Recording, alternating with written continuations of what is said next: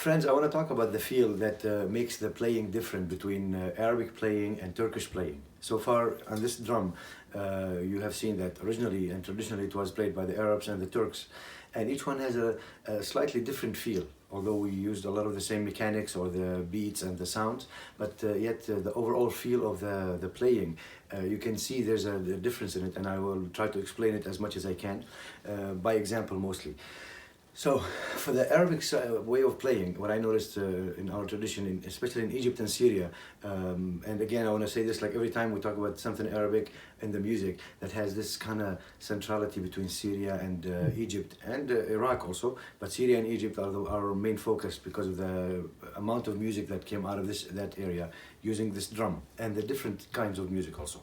Okay, so the idea now, how the Arab drummer approaches the playing is by being as subtle and with the mizan as possible. For example, if you're playing wahda or wahda wa nus, or what you call sumbati, so wahda.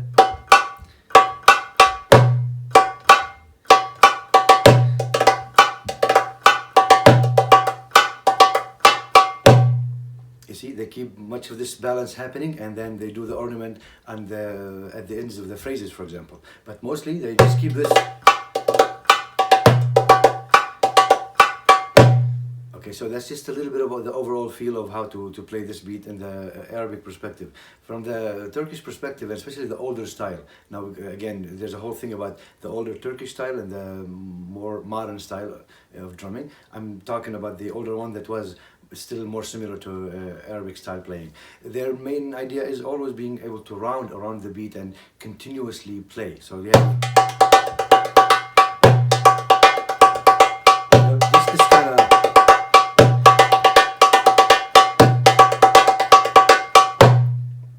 They really used to go to playing this kind of tech, and also overall this kind of drum was not as popular in the Turkish repertoire that we know of, versus the metal one with a 90-degree angle where they used to snap.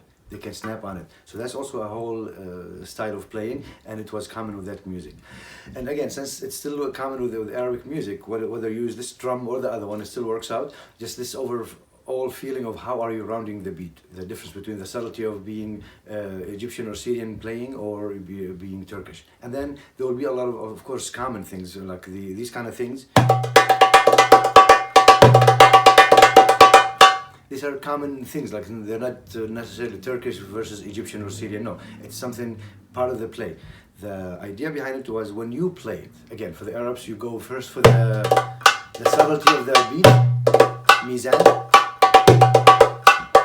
and then you fill up on top of that whenever it's appropriate and it goes along with the music. You know, same thing with the idea of playing the maqsoom beat, for example, the Egyptian approach and like Syrian.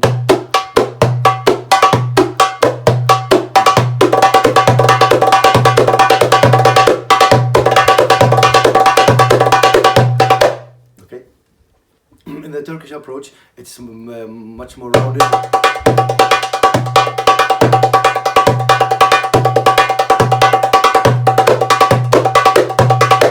So there's this idea about always playing around the beat versus that subtlety of playing chunks also. That's one feel that I can talk about there in that perspective. The other one is in soloing, like playing the drum solos, just to play drum solos and have fun with them or perform them. I noticed also this difference where a Turkish-oriented drummer will do phrasing, but they will continue to phrase.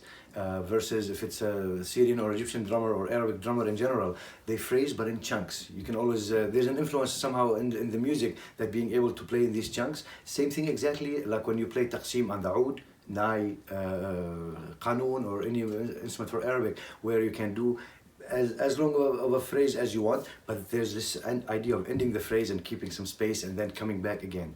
That gives an impression in a certain way and more subtlety to the play versus just a continuous playing. You finish one phrase and you enter the other one and then you keep going. That's one thing I noticed, that there's a difference in the perspective about it. In Arabic, I can say maybe there's a bit of influence from the belly dance style of drumming, since belly dance is structured and you have to repeat phrases. So this gives this edge where you make your phrases and make them defined. Don't just keep playing and going on. So that's another way to look at this feel that differentiates between Arabic and Turkish style playing. Okay, so those 2 points, and then we'll talk about more.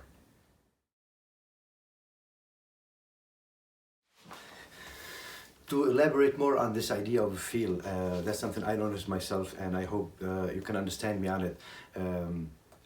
As you notice, those feels, they have a mindset, if I want to put it this way. That means like there's a Turkish style of playing the ornaments and a mindset, and there's an Arabic one, and an older traditional Arabic style and the modern one. So there's this kind of thing happening for many years right now. When you research it and you start observing things, you will see what I'm talking about. So the idea behind it is to be able to preserve some of that old feel that we have in Arabic drumming, which is really important because of the mechanics around it and the way we phrase and we do things. It has so much beauty and power to it that it's really not good to compromise that. The reason also I'm saying this, because the more this modern style of playing coming and becoming widespread, the mindset of drummers has become also shifted toward that more. That means drummers who already play or know about the traditional path, they now got marked by the new thing, so they forgot their own way of phrasing on behalf of learning how to do with this newer style. The new style is great, of course, but this idea of having already a gem of a style of playing and then adding another one to it, but not the one on behalf of the other, even for the sake of the individual. Because again, going back to knowing the details of the traditional styles of playing, whether it's an older Arabic or Turkish, they're both so beautiful and they're worth keeping up with. They will never disappear if people keep working with them and keep teaching them and all these things, because of the value of them around the older music. Again, when you explain more the upbringing of this new style, and you see why did it develop. It developed so it can move on from the idea of traditional playing, conventional maqsoom and malfouf and masmoudi and things like that, into making more phrases that somehow matches with the idea of Indian style of phrasing. If you notice also how the hand movements, they became something inspired by the Indian tabla. This gave a whole space for the modern musicians who created this style to, again, to deviate from the conventional thing into a newer, much more broad perspective. So this is one thing you can keep up with, and this is another thing developed. You can also try to take it to its path. Again, the idea of putting the mechanics of that style over the old thing, you will see because of the speed, they don't always lock and match. There's a compromise happens to the older music every time you do it. So from that point of view, I'm really hoping that anybody who's listening to this and interested in playing those drums to give it a look, try and experiment with these things, research more, see the resources for this music, and see how it works with the old style, And again, I have to keep emphasizing this because it's not just my own passion, but I see really the validity of it and the easy application of it.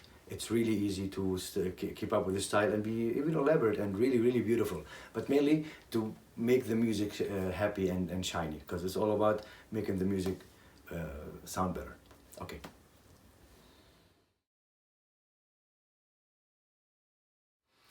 I also wanted to touch on the Katem playing for a little bit, just for a few things that I encountered lately, and I was hoping to talk about it.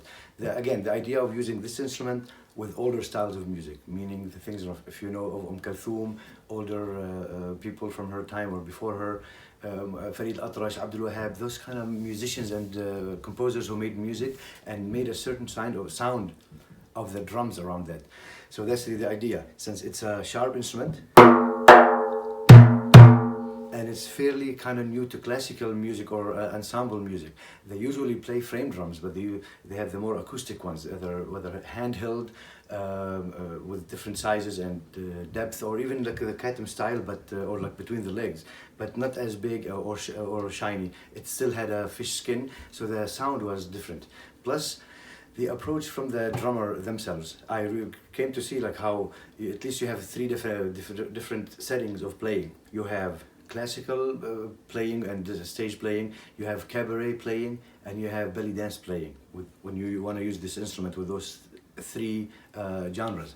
So for each one, it'll be great to know how to provide the correct sound. You know, for example, always the cabaret style and the belly dance has the more tense playing.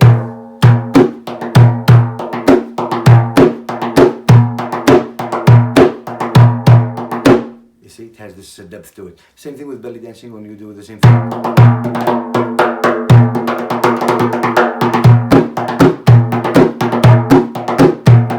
For drum solos, for things like this.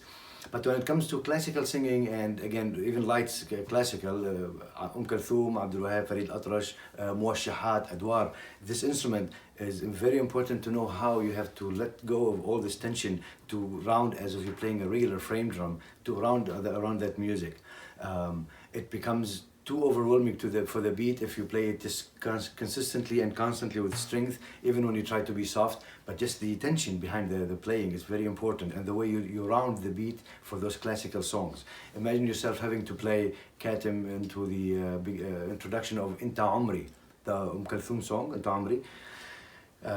You know, with a drum ensemble, you can have a frame drum. So how can you fit that there in the way that it does not overpower the beat and makes things slow? Because one thing about the sound of the Katem, it can create the illusion of slowness and like thickness in the beat. So you have to be careful to be always light and going with the weight of the music itself. You know, it's easy to control. It's not, I mean,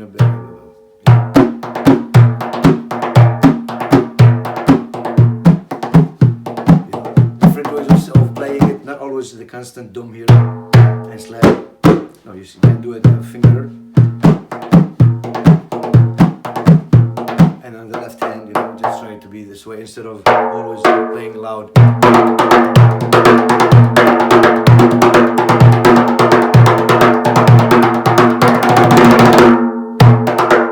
So it can be loud. Again, just take your time on it and see how you can make this the effort. Vary your sound, vary the pressure of the play.